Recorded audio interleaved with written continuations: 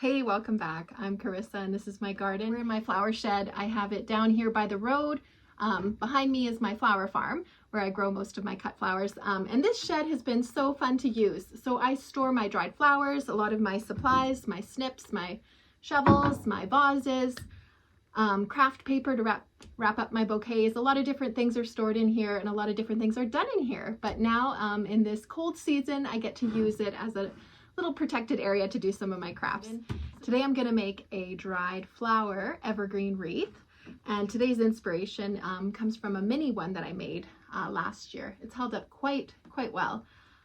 So I made this last year with last year's dried flowers, obviously on a pre-made grapevine wreath. I just feel like for the price you can get these on Amazon, you can't beat it. I think I paid maybe $3 or $4 for this in a bulk set, which is a pretty good deal if you ask me. So anyway, this is about a 10-inch wreath. This one's about a 6-inch wreath.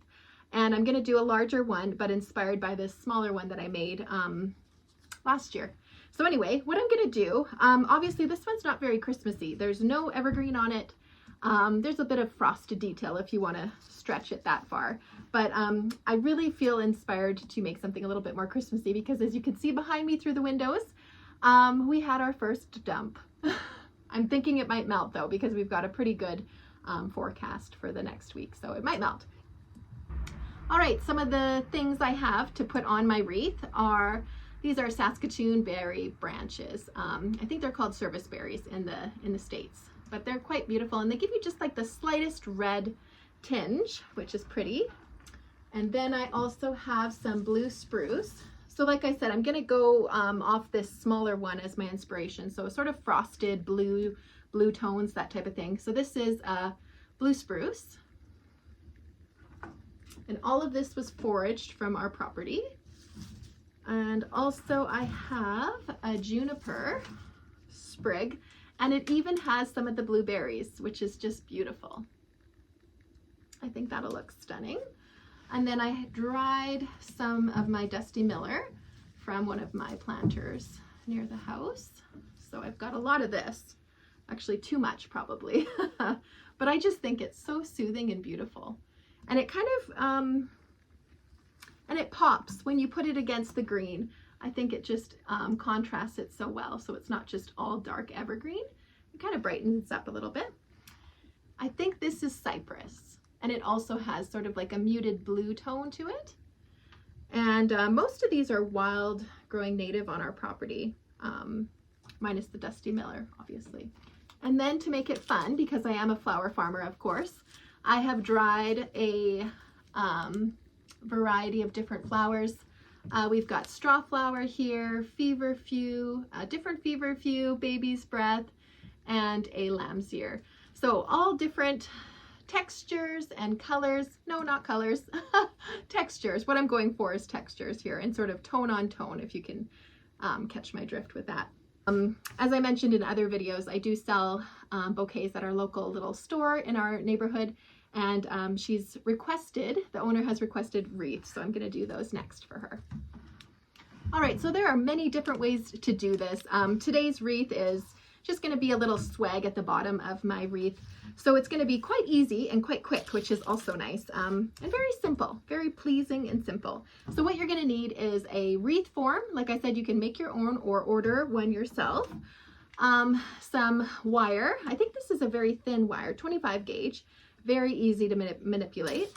I also have some dried mosses. I'm not sure if I'm going to use these, but like I said, they're the silver tone, which will go with my sort of scheme for my wreath. And then I've got some beautiful sort of linen style ribbon. I think I might use this blue, but I also might use this. Well, no, this mauve is very pretty too. I just got these on Amazon. It was just a really nice color palette, and I thought it was very convenient just to have around. And then the other day I did dry some lemon slices. So if you're familiar with drying orange slices, it's exactly the same thing, obviously. But lemons just give you that little bit of a muted tone, which is pretty. Might use them, I might not. And then the last thing is just these little spikes, or you can call them sprays, or to make sprays, I guess you would say. So they're just little wires And you can either stick a pine cone, stick your lemon slice in, and it just gives you a chance to manipulate them a little bit easier, just like that. And then I also have my glue gun down here too, just in case I need to use that to stick on some of my straw flowers and whatnot. All right, let's get into it. So here you can see I'm trimming down the juniper and just placing it on the bottom of my wreath. Like I said, it's a swag style wreath. So I'm just building sort of like a linear base to put all of my evergreen branches, and then dividing up the Dusty Miller.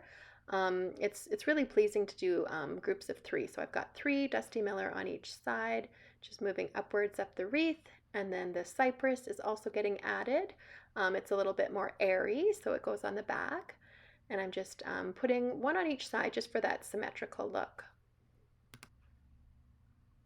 So once you feel like it's symmetrical and you think it looks great, just stand back and give it a look.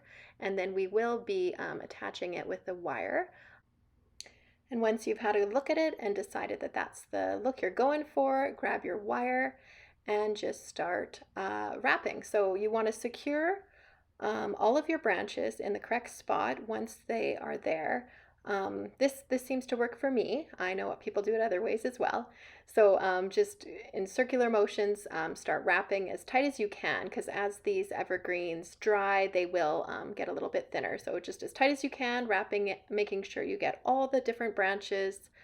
And then once you feel like it's secure, just tie the wire just at the back. This one Dusty Miller branch just didn't want to stay put, so it just needed an extra hand getting it attached.